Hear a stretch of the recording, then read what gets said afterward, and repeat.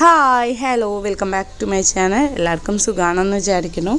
ഞാനും ഇവിടെ സുഖമായിട്ടിരിക്കുന്നു. എല്ലാവരും സേഫായിട്ടൊക്കെ തന്നെയാണ് ഇരിക്കുന്നതെന്ന് കരുതുന്നു. അപ്പോൾ നമുക്ക് വീഡിയോയിലോട്ട് പോകാം. ഇന്നത്തെ വീഡിയോ എന്ന് പറയുന്ന ഒരു ടെമ്പിൾ വ്ലോഗ് തന്നെയാണ്. നമ്മൾ ഇന്ന് പോകുന്നത് ചിദംബരം നടരാജ ക്ഷേത്രത്തിലോട്ടുള്ള ഒരു വ്ലോഗാണ്. അപ്പം ഈ ഒരു അമ്പലം സ്ഥിതി ചെയ്യുന്നത് ചിദംബരം സിറ്റിയിലാണ്.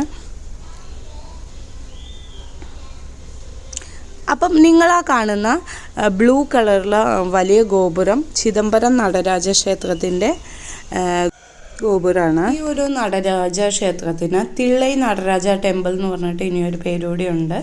ശിവനാണ് ഇവിടുത്തെ പ്രധാന പ്രതിഷ്ഠ. അതായത് ശിവൻ നടരാജ രൂപത്തിലിരിക്കുന്ന പ്രതിഷ്ഠയാണ് ഈ ഒരു അമ്പലത്തിലുള്ളത്. ഈ ഒരു ക്ഷേത്രം സ്ഥിതി ചെയ്യുന്നത് നമ്മളുടെ തമിഴ്നാട്ടിലുള്ള ചിദംബരം എന്ന് പറഞ്ഞ പ്ലേസിലാണ്.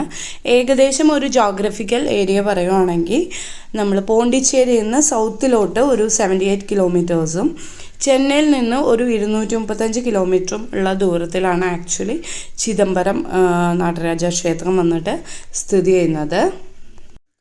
ഹിസ്റ്ററി നോക്കുകയാണെങ്കിൽ ചോള രാജാക്കന്മാരുടെ കാലത്ത് തന്നെയാണ് ഈ ഒരു ക്ഷേത്രവും ബിൽഡ് ചെയ്തേക്കുന്നത്. അപ്പോൾ ചോള രാജാക്കന്മാരുടെ കാലത്ത് രാജകുടുംബം വന്നിട്ട് നടരാജനെ വന്നിട്ട് കുലദൈവമായിട്ടാണ് കണ്ടിരുന്നത്. അപ്പം ആ ഒരു കാലത്ത് ഏകദേശം ഒരു 10th സെഞ്ച്വറിയിലാണ് ആക്ച്വലി ഈ ഒരു ക്ഷേത്രം വന്നിട്ട് ബിൽഡ് ചെയ്തേക്കുന്നത്. ഈ ക്ഷേത്രം വളരെ മനോഹരമായിട്ടാണ് അവർ മെയിൻറ്റെയിൻ ചെയ്തേക്കുന്നത്. 2 സൈഡും വന്നിട്ട് നീറ്റായിട്ട് മെയിൻറ്റെയിൻ ചെയ്തിട്ടുണ്ട്. ഒരു അമ്പലത്തിൻ്റെ ഫ്രണ്ടിലായിട്ടൊരു ഗാർഡനൊക്കെ സെറ്റ് ചെയ്തിട്ടുണ്ട്. കാണാൻ അത്രയും നീറ്റായിട്ടാണ് അമ്പലമായാലും എല്ലാം സ്ഥിതി ചെയ്യുന്നത്. 2 സൈഡിലും തൂണുകൾ കൊടുത്തിട്ട് 2 സൈഡിലും അത് ഇരിക്കാനും ഒക്കെയുള്ള സ്പേസ് നമുക്കുണ്ട്. മാത്രമല്ല ഇതാണ് നിങ്ങളിപ്പോൾ കണ്ടുകൊണ്ടിരിക്കുന്നത് ക്ഷേത്രത്തിൻ്റെ ഉള്ളിലോട്ട് കയറുമ്പോൾ ഉള്ള ആദ്യത്തെ കവാടമാണ്. അത്രയും ഹൈറ്റിൽ നമുക്ക് കൊത്തുപണികളും കാര്യങ്ങളൊക്കെ ആയിട്ട് അത്രയും ഹൈറ്റിലുണ്ട്.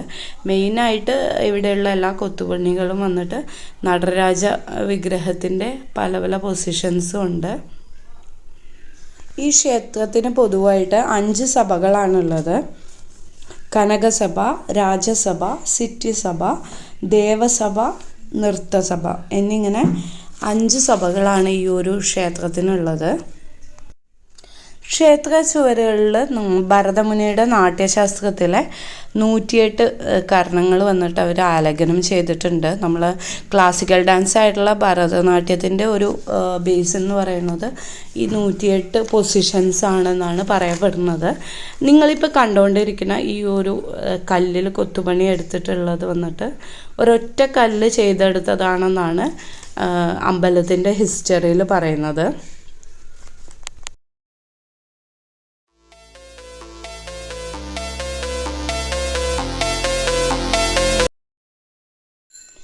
ആദ്യത്തെ കവാടം കഴിഞ്ഞിട്ടുള്ള സ്പേസാണിത്. ഉള്ളിലോട്ട് വരുമ്പോൾ തന്നെ വിശാലമായിട്ടുള്ള ഗ്രൗണ്ടാണ് കാണുന്നത്. 2 സൈഡും തൂണൊക്കെ ഇട്ടിട്ടുള്ള ഗ്രൗണ്ട്. പിന്നെ ഫ്രണ്ടിലുള്ള കവാടത്തിൻ്റെ ഉൾ സ്പേസാണ് നിങ്ങളിപ്പം കാണുന്നത്. അത്രയും ഉയരത്തിൽ അത്രയും കൊത്തുപണികളുള്ള ഒരു സ്ഥലം. മൊത്തത്തിൽ വന്നിട്ട് നമ്മളുടെ നടരാജൻ്റെ ഡിഫറെൻ്റ് ആയിട്ടുള്ള പൊസിഷൻസും കാര്യങ്ങളൊക്കെയാണ്. ഇതിനപ്പുറം ഉള്ളിലോട്ട് പോകുമ്പോൾ അടുത്ത പ്രഹാരത്തിനുള്ളിൽ വരുന്ന എന്താണെന്ന് വെച്ചാൽ ആ ഒരു സ്പേസിൻ്റെ ജോഗ്രഫിക്കൽ ഏരിയ എന്ന് പറഞ്ഞത് 105 മീറ്ററാണ് നീളം വരുന്നത്. 344 അടിയും അത്രയും ഉള്ള സ്പേസാണ് അടുത്ത പ്രകാരത്തിലോട്ട് വരുന്നത്. ഇതിനുള്ളിലുള്ള ശ്രീകോവിൽ എന്ന് പറയുന്നത് 44 മീറ്റർ 144 അടിയുള്ള ചതുരാകൃതിയുള്ള, അതായത് സ്ക്വയർ ഷേപ്പിലുള്ള ഒരു സ്പേസാണ് ശ്രീകോവിൽ എന്ന് പറയുന്നത്.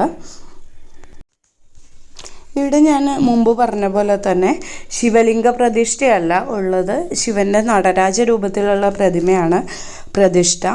അപ്പം ഈ ഒരു പ്രതിഷ്ഠയ്ക്ക് അടുത്തായിട്ട് ഒരു ശൂന്യമായിട്ടുള്ള ഒരു പ്ലേസിൽ ഒരു മൂടുശീലയുണ്ട്. അപ്പം അതിനാണ് നമ്മൾ ചിദംബരത്തിൽ അത്രയും ഫേമസ് ആയിട്ടുള്ള ചിദംബര രഹസ്യം എന്ന് പറയുന്നത് ആ ഒരു മൂടുശീലയ്ക്കാണ്. ഈ മൂടുശീലയ്ക്ക് വന്നിട്ട് 2 പാളികളുണ്ട്. അതായത് ഇത് പ്രതിനിധീകരിക്കുന്നത് എന്താണെന്ന് വെച്ചാൽ നമ്മളുടെ സത്യം മിഥ്യ, ജ്ഞാനോദയവും അതേപോലെ മിഥ്യയാണ് ഇതിൻ്റെ ഒരു 2 പാളി എന്ന് പറയുന്നത്.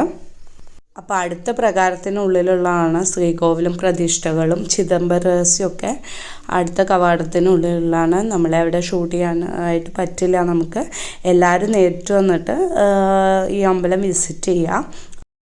എത്രയൊക്കെ നമ്മൾ വീഡിയോസിലൂടെയും ഫോട്ടോസിലൂടെയും ഓൺലൈൻ ത്രൂവും ഒക്കെ നമ്മൾ ഓരോ ക്ഷേത്രങ്ങളും നമ്മൾ എക്സ്പീരിയൻസ് ചെയ്താലും ഡയറക്റ്റായിട്ടുള്ള ഒരു എക്സ്പീരിയൻസ് അത് വേറെ തന്നെയാണ്.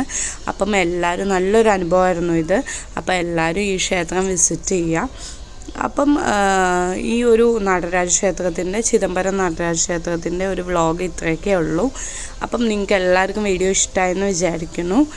അപ്പം നമുക്ക് അടുത്ത നല്ലൊരു വീഡിയോയിൽ കാണാം.